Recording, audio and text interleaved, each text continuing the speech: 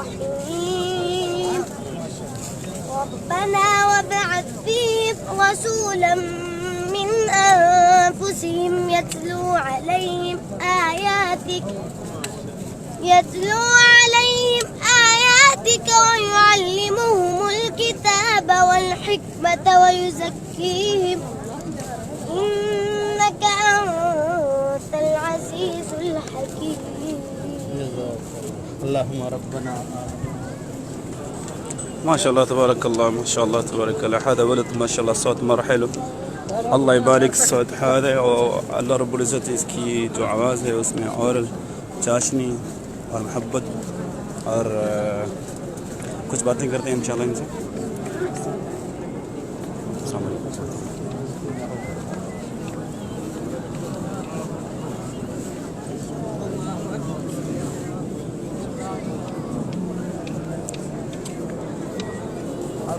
अभी ये दोबारा पढ़ेगा इंशाल्लाह कुरान पाक, तो फिर अगली। جعلنا البيت مثابة للناس وأمنا واتخذوا من مقام إبراهيم مصلى وعهدنا إلى إبراهيم وإسماعيل أن طهر بيتي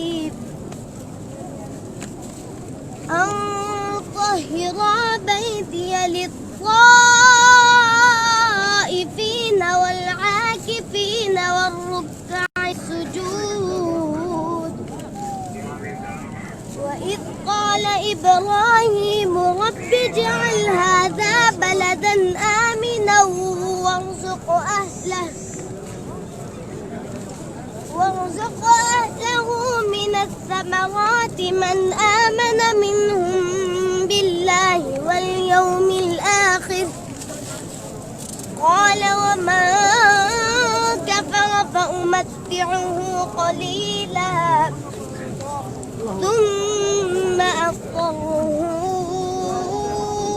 إلى عذاب النار وبئس المصير.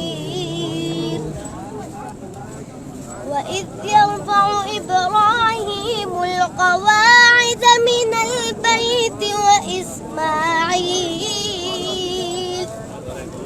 ربنا تقبل منا